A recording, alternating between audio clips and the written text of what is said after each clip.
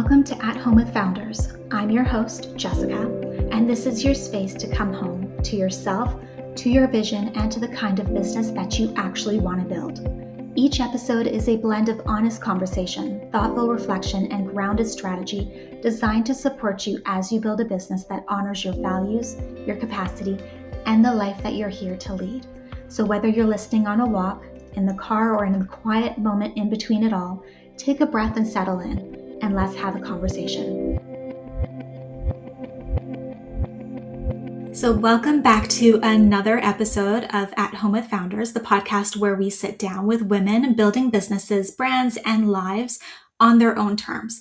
So I'm your host, Jessica, and I'm so glad you're here. Today's conversation is one that I'm genuinely really looking forward to. My guest is Elle Beccera, the founder of Events by Elle, a luxury wedding and event planning company based in Miami, the beautiful Miami. And from the outside, her world looks like pure elegance, refined aesthetics, highly personalized celebrations, the kind of events that feel both effortless and completely unforgettable. But what I really wanted to know was what it takes to build that. You know, the woman behind the calm, the founder behind the flawless execution. If you've seen her feed, it is stunning, because here was what I find so compelling about Elle's story. She has built a brand where her name is literally the promise. Every client who hires her is trusting that Elle herself will show up fully for one of the most important days of their lives. And that's not just a business, it's a deep personal commitment made over and over again. So we're going to talk about it all today, how she started, what it took to grow, and what it really means to lead in an industry built entirely on other people's joy and the honest moments in between that don't make it into the portfolio that you see online. So I think you're going to love her. Grab your cup of coffee or tea and let's get into it. So welcome, Elle. I'm truly honored to have you here today. Before we dive into your journey as a founder, I'd love to start somewhere a little bit more personal. So if we were actually sitting down together on a couch, what season of life does this business era actually feel like for you? If we're talking, like summer, winter, springs, I would say it's probably spring. I think right now we're in our off season. So this is where we have time to refine everything, really look at what we've been working on. How are we going to improve? How are we going to get ready for the next season? And we're also working on a few projects.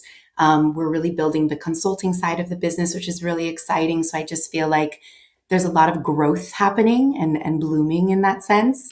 So I think spring is what I would say. I love that. I love spring, especially for the meaning behind it and the feeling that you have when it comes to that.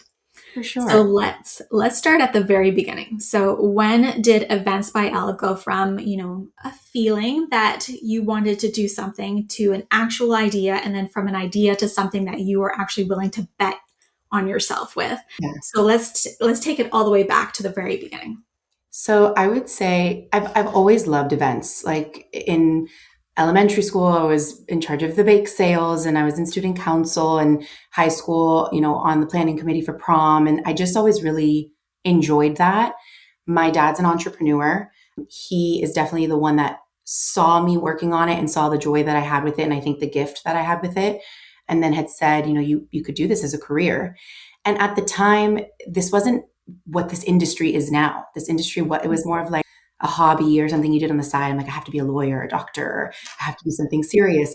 So I kind of brushed it off, but it always stuck with me a little. When I went to college, I did a lot of internships. I did a lot of things within PR. I thought I wanted to be a psychologist for a while, which I joke about now that I kind of still am in a way with planning events. You still need to know how to do that.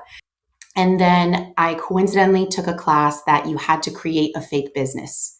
And so it gave me the opportunity. So I was like, okay, I'm going to create my event planning business. And you had to create a logo and a mission statement and all your goals, and for a grade, it's how I had to pass the class. So that's where it went from feeling to an actual idea and something on paper.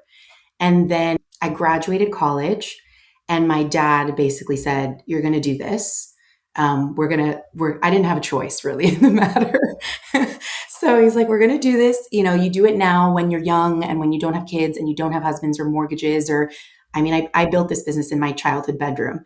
So At the time, I was terrified, but knowing obviously he's like, I'll support you. And if after a year or two, it's not working out, you can always go and get a job, which in retrospect, I think is the right way to do it.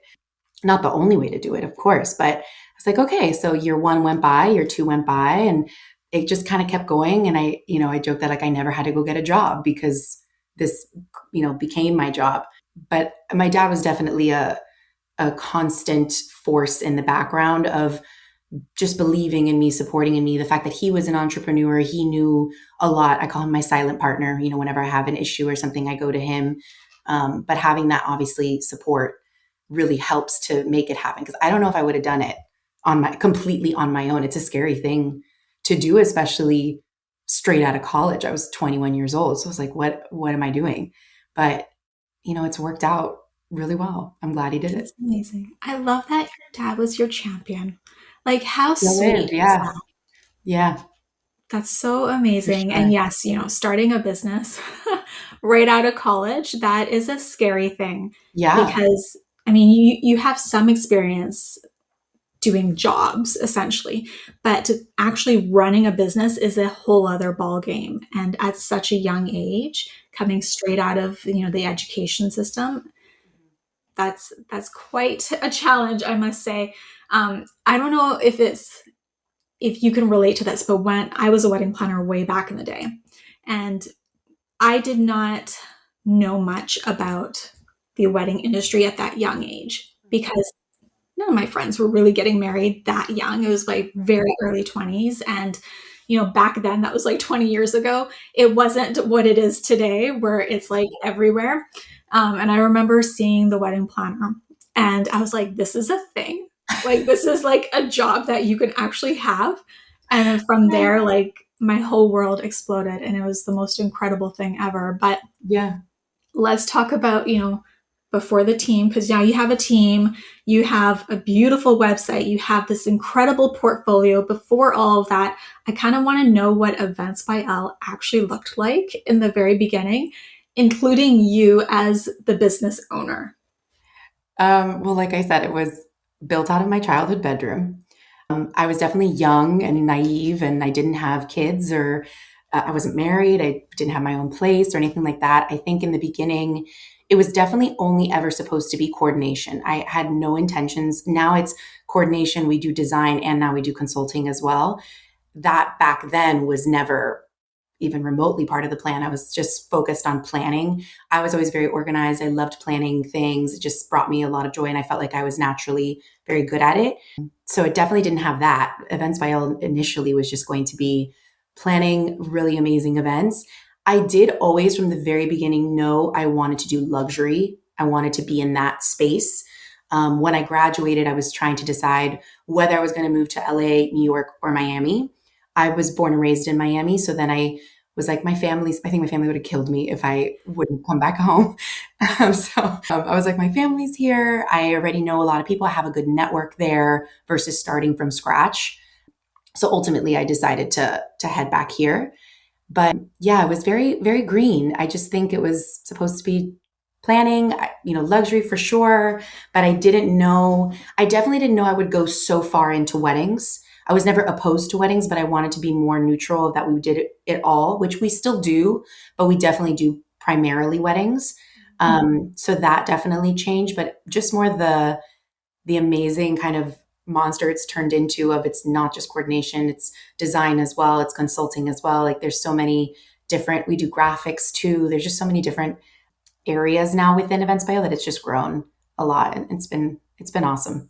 I love that you can kind of be creative and offer services that you really enjoy and that Yeah. light you up as well and kind of make it your own. Essentially, you don't have to be so cookie cutter.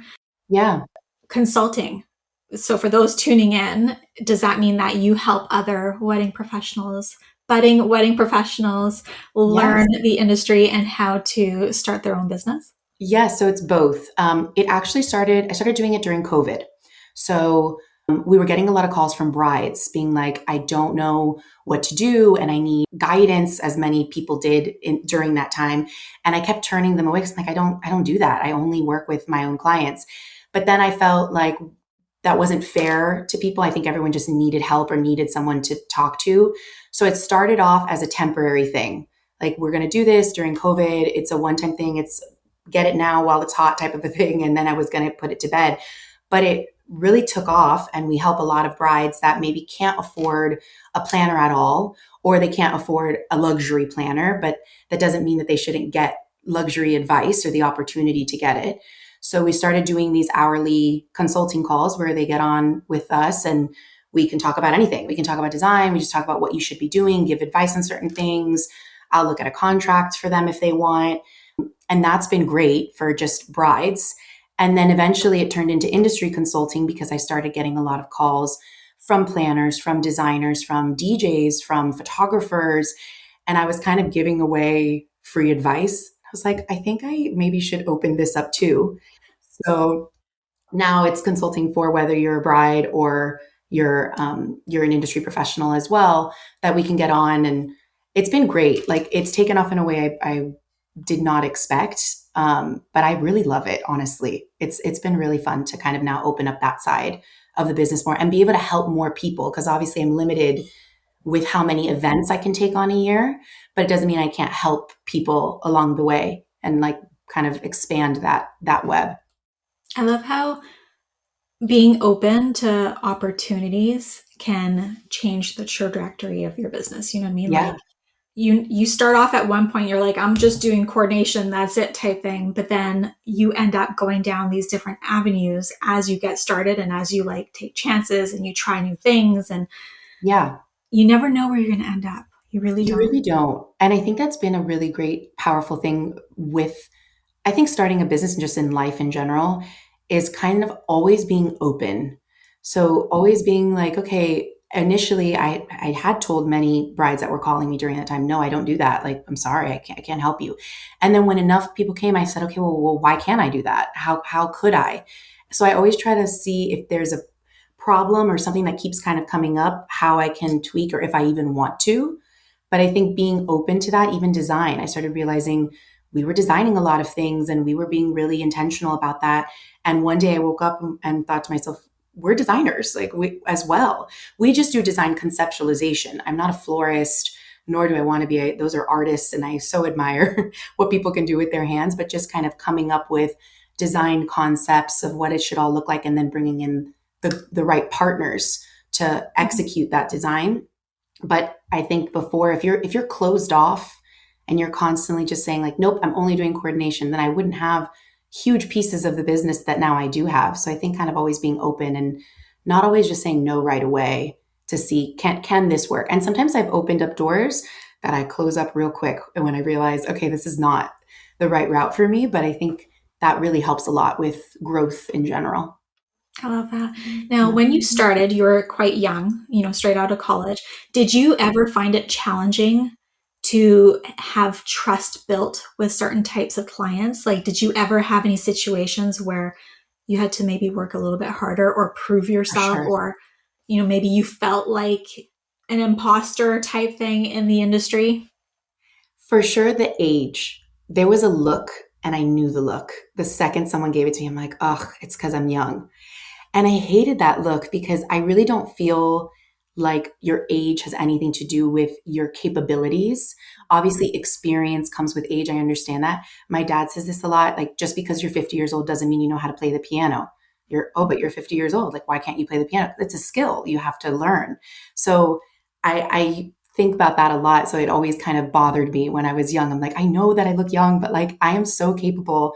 So I did have to definitely work a lot harder to kind of show my credibility and show people that I was capable. And eventually that turned into a strength that people, obviously, you have to earn it.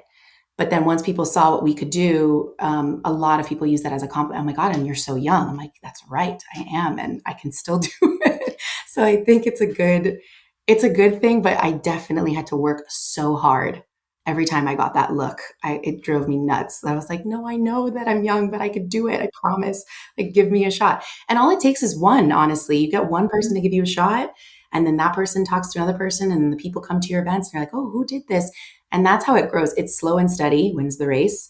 It takes years to really get a good pipeline, but Yeah, that was definitely a challenge. I never felt imposter syndrome like necessarily. I more so felt like I can't believe this is my life. Like a lot of the times I'd be like, am I playing, like you're playing house, like when you're a little kid in the kitchen?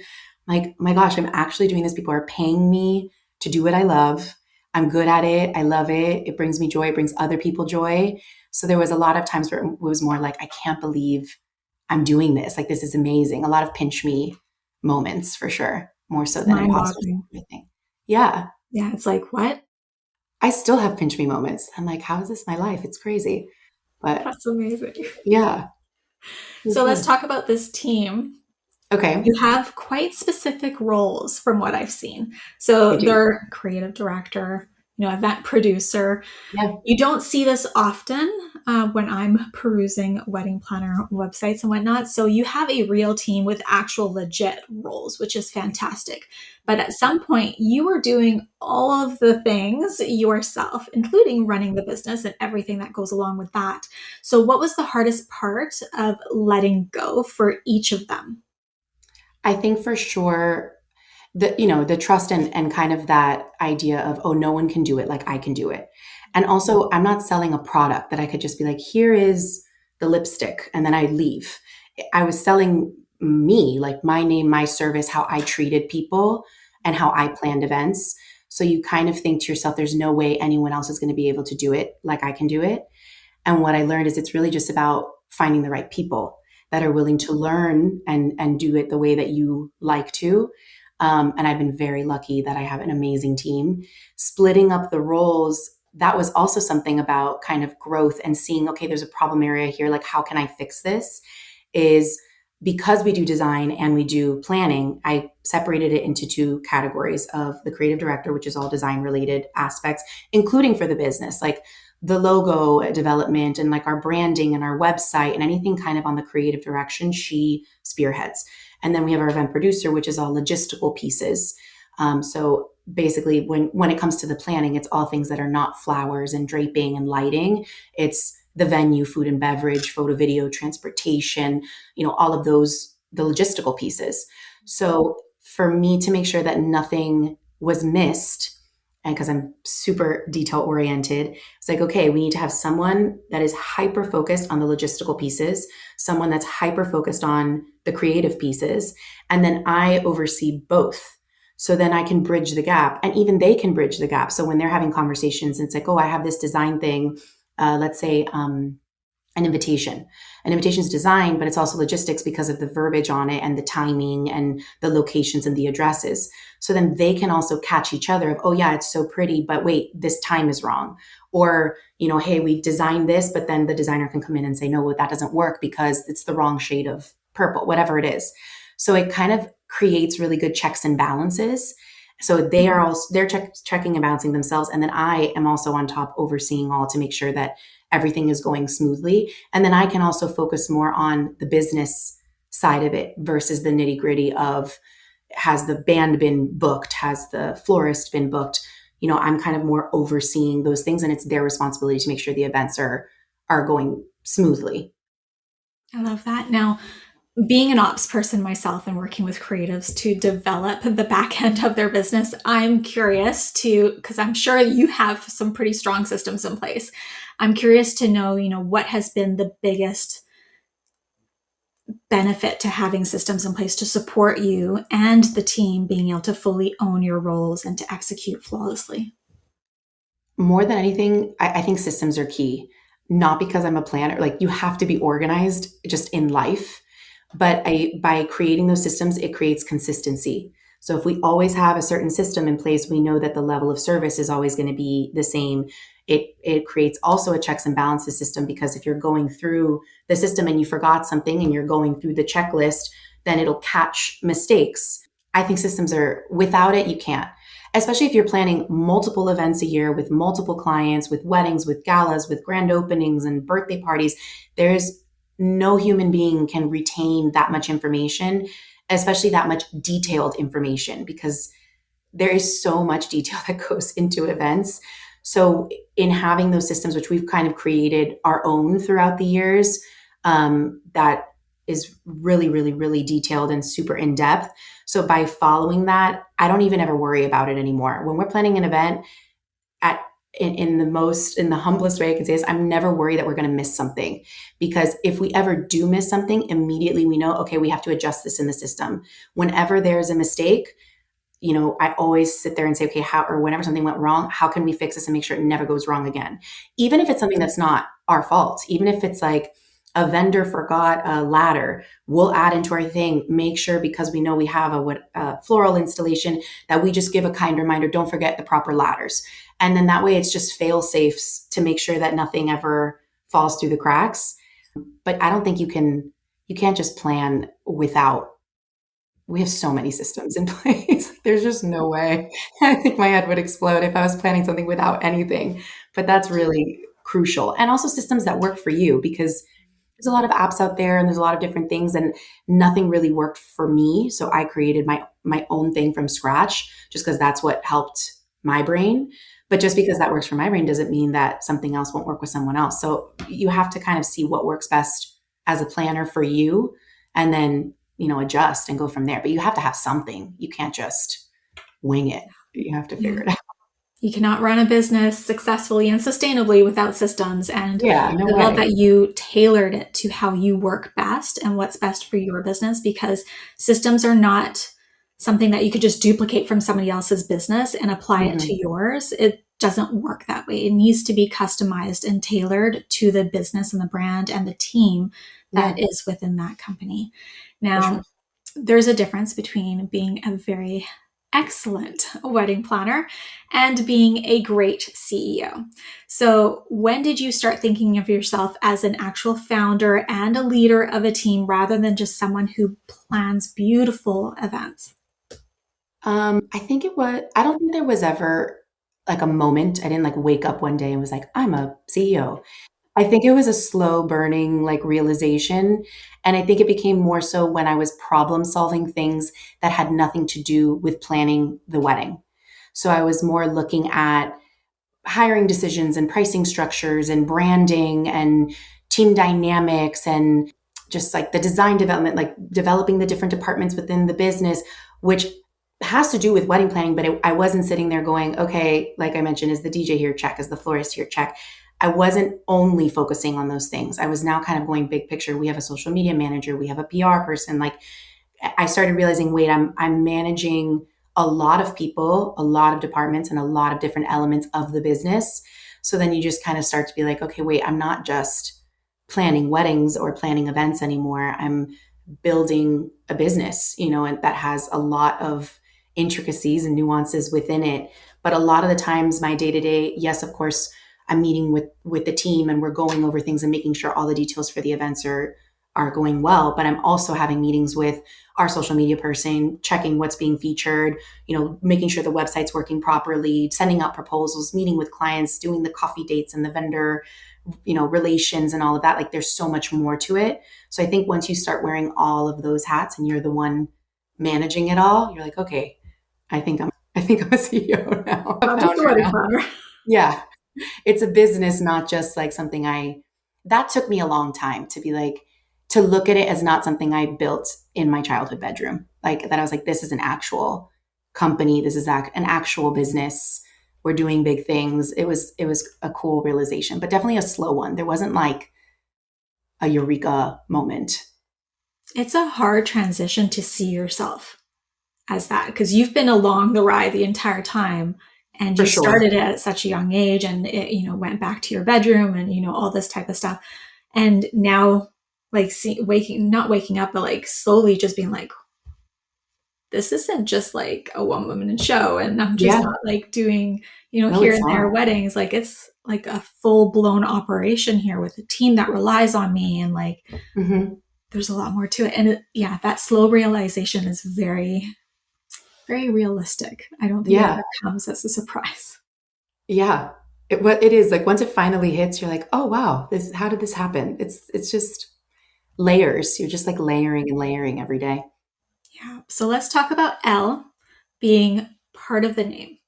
So you've kept that as part of the business name, the brand name, which holds a certain weight to it. as a person as well. So does that feel like pride? Does it have an element of pressure to it? Maybe both? Like, what does that mean to you on a personal level?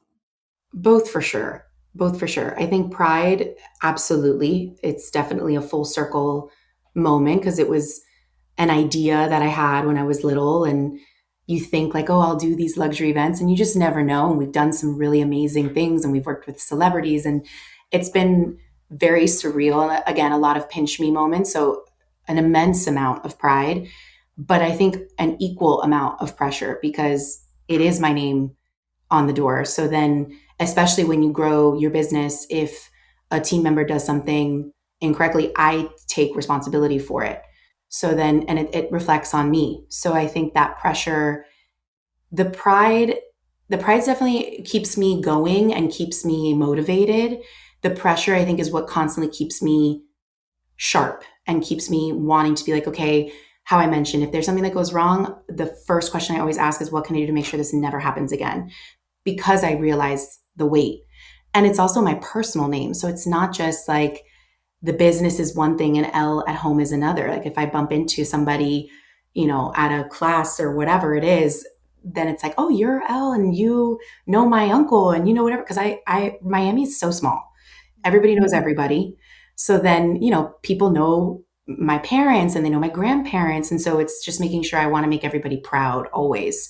So it's a lot of pressure because you also feel like you can't ever mess up or make a mistake.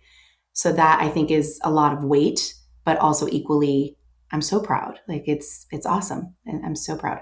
I love that. I remember hearing somebody say, I forget the context of it, but they're like, when you go out, you have to keep in mind that somebody might be running across you. So you can't go out there looking all disheveled. And, Yeah, wedding planners do have a certain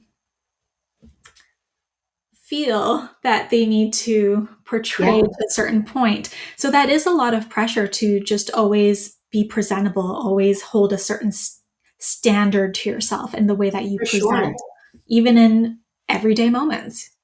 Yeah, even I joke a lot that there's Elle and then there's events by LL. And it's like Elle, regular Elle. I mean, I like to just watch TV and I'm relaxing at the pool with my kids and I like to order a pizza and I'm not, I think there's that hard line of like, yes, we do really elegant, really elaborate events, but it doesn't mean I'm always walking around in heels with a glass of champagne and caviar. Like I love to just be with my family and relax at home. And I'm actually, I think, a lot more casual. Although I am as a person, I do love beautiful things and I love to dress up. If I could be like in a ball gown every day, I totally would if that was like acceptable. but so I'm definitely a girl's girl, but I have two little boys. So at home, I'm a boy mom and we're rolling in the mud and we're outside. And so it's hard to kind of maintain both those people, but I try to make a good division so that those expectations, I mean, because they could crush you if you feel like you have to be perfect all the time. It's a lot. It's exhausting. There's no way. Yeah, absolutely.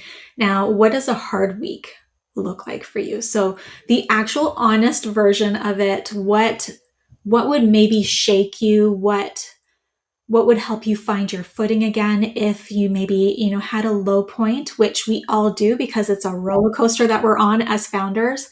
And Yeah. then who holds space for you as the human being behind the business? I would say, man, a hard week.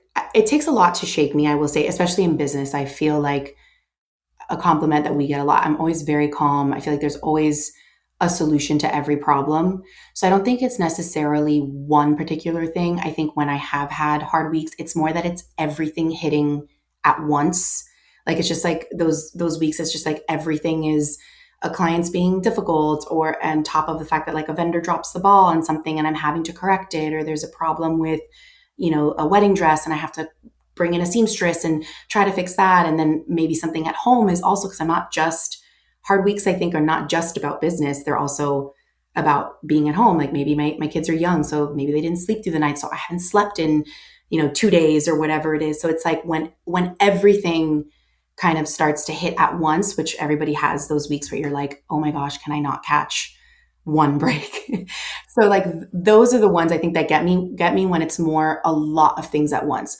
One problem at a time, I'm actually very good at handling, and most people, I'm the person they come to manage those things and be like, okay, let's figure out a solution to this, no problem. I think perspective in this industry is everything too, because at the end of the day, we're planning beautiful parties that are very important and really meaningful moments in people's lives, but nobody is dying. Like we're let's I think perspective is really important. So I always try to remind people like everybody's okay. This is just like the linens were wrong. That's fine. We can fix it. Like we send them back, we bring another linen, it's okay. So I think perspective helps a lot when it's one problem at a time. But when it's a hard week for me, it's when it's multiple things that I'm battling, that I feel like I'm more on the defensive versus the offensive, and I can't catch a breath because I am the problem solver. So then when it's multiple problems at once, I feel like, oh my God, I'm like, it's too much. So I think that for me is more when the weeks are hard, when it's a lot of things. Does that make sense? What do you do to kind of find your footing during those hard weeks? Like what helps you reset so that you don't take all of that energy into the next week?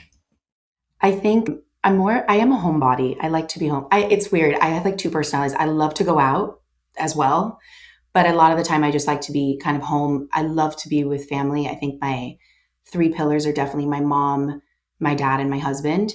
So we spend a lot of time at my parents' house, and just, I think sometimes going over there, relaxing, getting in the pool. My mom in particular, it's like I can just be a daughter versus being a wife or a business owner or a mom. Like she's my mom and I can just relax. My dad, like I mentioned, he's my Yoda and is like the wisest person. So whenever there's a major problem or I'm super overwhelmed, I can go to him. And we actually so the office that I'm in, it's a 2-story building. So we bought it together. So his business is upstairs and mine is downstairs. So it's very helpful and quite convenient that I can just walk upstairs if I'm really panicking, and he's there for, if he's here, obviously for meetings. But he's a big one. And then I think my husband for sure, takes the cake because he sees it all. Like he sees the mom, the businesswoman, the wife, like at home, and he's known me for a really long time. We're high school sweethearts. So we've been together for many, many years. So I think he knows me the best, and most of the time knows to just like order me Cold Stone and, just put a movie on, and then I'm like, I'm good. So I think just kind of being with my people always just makes me feel steady and calm and like reset, I think, more than anything. I love that. Now, the biggest misconception, because a lot of people do have misconceptions about the wedding industry, wedding planners, what they actually do, what is one that has frustrated you over the years that people have a misconception of when working or Oh, wedding I planners got in it. general? That it's just a hobby. I think that listen, to be fair, years ago, even like when my dad had said, "Oh, you could do this," it wasn't a thing. I think the event world, the hospitality world, is an entirely different animal than what it used to be. So I think not everyone has recognized it and had that crossover where they realize like, okay, no, this is actual careers. People who are like, I'm a florist. You're not a florist. You are an artist, and you guys are doing crazy things. But I think everyone just like, oh, like, oh, how cute, like she's a cute planner, and like that must be fun. I've had so many people, oh, but you do that full time? I'm like, yep, do it full time. Like it's my career. So I think that has always kind of bugged me, but I get that I think it's definitely the shift is happening, and people are realizing, okay, it can be a hobby, absolutely, but it is many people. It's a huge industry, the hospitality industry in general. So not just for planners, but anybody in the industry as a whole. Um, and yeah, I just think the weight of knowing that it's not just like some cute little thing I'm doing on the weekends. It's like an actual career. It's a really important moments. Not anyone can just do it. You have to have knowledge in this industry, know about permitting and know about fire marshals and how to build a floor plan and engineering. And you have like, you're a little bit of a lawyer, you're a little bit of a firefighter, you're a little bit of everything. So you have to have skill to do it.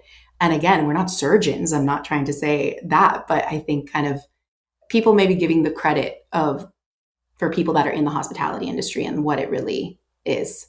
Yeah, they don't fully understand all that it entails, on top. Yeah. It's an insane job, I must say. The amount Yeah. of work behind the scenes that people rarely even see that goes into putting on an event is next level. And then on top of that, you're a therapist. You're an unlicensed, forced upon therapist that Yes. deals with so much behind the scenes when it comes to family dynamics and Yeah. communication. And it's a lot to like It's hard hold, right? Like for it's a lot sure. of energy to hold. And you, as a business owner and a wedding planner, have to have had a lot of inner work done in order to have the capacity to be able to do that for Yes. others. No, you definitely, especially planning, you have to love it. You have to be a certain type of person, a people person. You have to be able to manage all those things because you aren't just, people will say, oh, I'm organized, I'd be a great planner. Maybe, yes, but you have to be so many other, you have to wear so many hats. The family dynamics and also organizing and like just managing so many pieces. It is a lot and it is a lot of weight, a lot of late nights, a lot of sacrifice. You miss birthday parties, you miss personal stuff for other people's moments, which you don't do if you don't love. Anyone in the hospitality industry, you have to love it because it is a lot of sacrifice for sure. Yeah, But yeah. yeah, absolutely.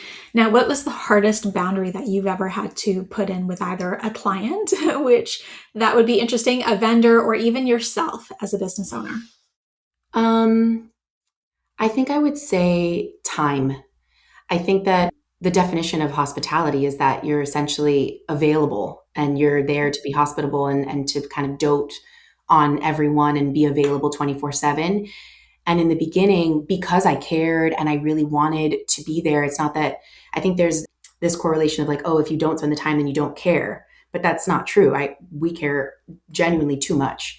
But I think then there comes a point where if you're spending too much time and you're not establishing those boundaries in a healthy way, that then it's just not sustainable. And then you start to burn out and you start to not do a good job. So in the beginning, I was getting text messages at 10 o'clock at night or on Sundays and all the time. So kind of figuring out, okay, this is eating me alive. Like I can't be available to people 24/7, not because I don't care about them, but because I also need to make sure that I'm in a good place that I can be doing my job well. And even for my team as a protective measure too. And so then I kind of figured out what boundaries do I want to set? How am I going to do this? We figured out a few different things that have worked well. And once we figured that out and put all those systems in place, it's really never been a conversation again for years. It's always been great. Everyone's always been very respectful. And our job is always done because it's also, you can't set time boundaries, but then you're not doing your job. So I think our clients and vendors always feel very confident in that going, like if they get our out of office, like, oh, we'll be back tomorrow morning. They go, okay, we will actually be back tomorrow morning. We will actually answer you and the work will get done. Versus if you're somebody that it doesn't, then people get annoyed, like I think seeing those time constraints. But that was really difficult for me because it's like, I don't want people to be mad or think that I don't care and I should be available. And if my phone was ringing at 10 o'clock at night, I'm like, oh my God, I should answer it. They're going to be mad at me. But it definitely, it was all in my head, it's totally fine. And establishing those time restraints were great. I love that because a lot of wedding planners really struggle with putting in Yeah. that boundary with their clients, and Hard. they're answering messages in all of these different formats or ways, essentially through these different channels to appease their clients and their preferences. And they're answering them at like 2 a.m. and 1 a.m. and like, first thing when they wake up or like late nights. And it doesn't create a healthy relationship. It really actually negatively impacts the relationship that you're building with that client. Absolutely. Absolutely. I think also when you feel, because this industry is very about being creative, is if you feel like you're constantly being checked on or like, oh my gosh, they're going to be mad, or then it restrains what you can do and like the creative freedoms. And it just adds unnecessary strain. But luckily, once we figured that out and I was like, okay, this is what we're going to do moving forward, we set everything up and it's never been an issue. Now it's great. And now I'm mad that I didn't do it earlier, but it's been wonderful. But that was tough for me to figure out how to do it. We had to like try a few things that worked, some things that didn't. It's definitely like trial and error. But once you figure out what works for you, it's great. I love that. Now, when you start building a team, I want to talk about being a leader because a lot of people are not set up to understand the difference between just simply building a team and managing them versus leading them and your business. So I would love to learn, what part of yourself did you have to unlearn in order to be the leader that your business and your team actually needed? I'm kind of going back to what we spoke about a little bit earlier. I think trusting them, letting go of the control of like, they may mess up, changing that sentence in my mind to they will mess up and being okay with that and kind of facilitating and I'm big on empowerment. I don't want people to feel like they work for me. I want them to feel like they work with me. So in doing that, I feel like I've empowered them that they treat this business like it's their own as well, which is the biggest gift ever to me. But there was one day where we were doing a wedding and one of my girls came up to me and had asked me a question, and the photographer was standing right there and was like, okay, this happened and this and this and this. So like, what do we do? And then I said, I don't know. What do we do? And then she thought about it for a second, because instead of just giving the answer, which you want to do, because I know the answer, but I'm like, but then they don't learn. And then, if she said the right answer, and I was like, exactly. You see, you got it. You know it. Go. But I think that's hard. It's hard to let go of that because you also want to be the one that knows. And like, people seeing that your team is so great and that you taught them. So it's like you want to make sure that everyone's kind of getting their flowers. But at the end of the day, my flowers are, as long as the job is done well and they're representing me, then I don't really care who gets the credit of whose idea it was or anything like that. But the photographer, I remember, looked at me and was like, I've never seen that before. That was awesome that you use this in the middle of a wedding day as a learning opportunity. I'm like, well, if not, they don't learn if I hold their hand through everything. But the risk of that is, if she would have said, another answer, I would have said, try it and see. Even though it would have killed me to know, but you have to like kind of let them go through it, because then that's how they learn the best. So letting go of control, which is very difficult, especially for an organizational planner that wants to make sure everything is perfect. I realized once I did that, it may be short-term hard, but long-term it's great, because once they learn it and once they get it, then you don't have to worry about anything. My team now in particular, I really trust them implicitly. A lot of the times now they'll make decisions that I don't even know about. They know to come with me more with solutions versus problems. And at this point, I know when they're coming to me, they've already thought things through. They've already tried to troubleshoot, and they're like, okay, I need to bring you in now because this has gotten out of control, or whatever it is. But I know that when they come to me, it's because it's something they really could not figure out on their own, which is also great as a leader and a CEO and a founder, that you're dealing with so many things. If I were to keep that control, then I'd be constantly just problem solving for them every second of the day, and I'd have no time for anything else. So letting that go is very difficult, but it's, I think, in the long run, so much better and so beneficial. And that is everything right there. That is Yeah. exactly how you build a team. That is exactly what you need to do, is build them up to be critical thinkers, to be solution oriented, to come up with the options themselves. And you can coach them along the way, but they need to be able to develop those skill sets themselves. And if you don't do that, you're going to remain the bottleneck in your business the entire time, and it's going to be horrendous. Like, it's No, going it to be the is. worst. Well, and I think they also need to feel like that you believe in them. Like work, I always say, is it's majority of your life. Like we're together more than I'm with a lot of my friends, because work is a huge part of life. So I think having a good relationship in the office, knowing that you believe in each other, that you support each other, that you trust each other, I think then if everyone feels empowered, they work better, they work happier, they work smarter. I just have always tried to really uplift the people around me as much as I can. I love that. Now, let's talk about a moment that you've had on a wedding day. I want to close this off with something a little bit sentimental. So, Okay. not the most beautiful moment that had the most beautiful design, but something that you felt down to your deepest core. What was a moment that is just forever ingrained in your brain from a past wedding? Um, can I give two? Okay, the first one I'll give was my first wedding. Like my first real, because when I first started this business, I was doing birthday parties and small little things. And then I finally got an actual wedding. And I did the whole thing. And I, at the time, was by myself. I had some assistants helping me that day. And it was the end of the night and the confetti went off. And I gave the cue for the confetti and it goes off. And it was just one of those moments, like the music's playing and everyone's dancing. And I was like, just looking at the crowd and the confetti's falling. And I'm like, oh my God, like I did it. I created this thing and it's awesome and people are happy. And I love to bring joy to other people.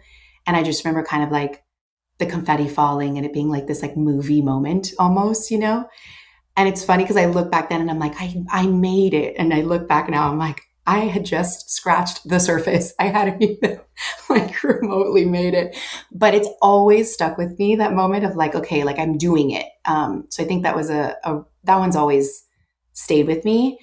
And then the second one that I'll say is we were doing a wedding outside. A bride really, really wanted her ceremony to be outside. She didn't care what was going to happen. Like she wanted it outside. We had everything set. We were checking the weather, not a cloud in the sky. The radar said 0% chance of rain. Everyone comes down. This was a really high-end wedding. All the guests in minimum of $1,000 gowns, like very, very luxurious. The skies open and water starts falling out of nowhere. All the guests start running, like the ceremony was about to start. All the guests start running. They go into the lobby and I go into damage control mode. Then I'm like, okay, we're going to start passing hors d'oeuvres in the lobby, start passing around towels, start passing around drinks. We'll go around and apologize. The bride didn't care. She was like, we're going to wait because I want to get married outside. So we said, okay, great. We went around, let everybody know. We start wiping the chairs. And I look up at one point because you're just in panic mode. You just kind of like are tunnel vision. You don't even see anything. And we're wiping all the chairs and we're trying to get everything clean again. And I kind of look up and realize the lighting technician is on his hands and knees and wiping, and all the florists and all of the team wiping. Another lighting guy that had surprise flown in from Texas, I think from another event, that just wanted to make sure the event was okay because he knew it was my event and just wanted to check in, on his hands and knees wiping. Like everyone, it didn't matter if you had to do with decor or not, was helping. And I didn't even have to ask. And I like stopped in the moment and kind of looked around. I was like, man, I wish I had a camera, like looking at this, because it was just an awesome moment that everyone came together. And I feel like it was a good representation of, I care greatly about my clients, but also about my vendors. I try to always make sure that they feel valued and taken care of. And I'm not a planner that's like, you work for me and do what I say. Like, it's just not my style. Another huge compliment we get a lot is like, wow, you guys are really nice. I'm like, I mean, just try to be a nice human being. But I think like the fact that I didn't have to ask, the fact that people weren't like, I'm a lighting tech, I don't need to be doing this. This has nothing to do with me. Everyone was helping. It didn't matter what they were doing. And it was just like a really beautiful moment. It just made me feel like proud of the teams, the vendors that I work with. The bride got her wedding down the aisle, brought everybody back out. Everything worked out. But that moment of like camaraderie just felt, I don't know, it will always stick with me. I don't know why. It just really made me so happy and proud of kind of what we created. That's a beautiful moment. And it's really interesting that you brought that up instead of like a love moment between a couple. It shows a different aspect of you, right? Which is actually quite beautiful. So I love Obviously, there's so many loving moments with couples. I mean, that's like a given, but I don't know. I think I don't think realize how much people care, how much the hospitality industry actually really cares about their clients. And so I think it's a good example of that, like that they care greatly. All of us do. It's a beautiful industry. It really is. It really is. So that is a wrap on today's conversation, Elle. Thank you so much for being here. Thank you for being so open and honest. Mm-hmm. This is exactly the kind of conversation that I started this podcast for. And to everyone tuning in, I hope this one stayed with you because it did for me. If you want to see the world that Elle creates and explore working with her, you can find all of her information in the show notes. And if today's episode resonated with you, please share it with a woman in your life who's building something or even just thinking about it and needs that gentle little nudge. That's how this community grows, one conversation at a time. And if you haven't already, subscribe wherever you listen to your podcast so you never miss an episode. So thank you, Elle. Thank you so much. Thank you for being here. At Home with Founders is more than a podcast. It's a space for thoughtful, intentional women building businesses that are meant to last.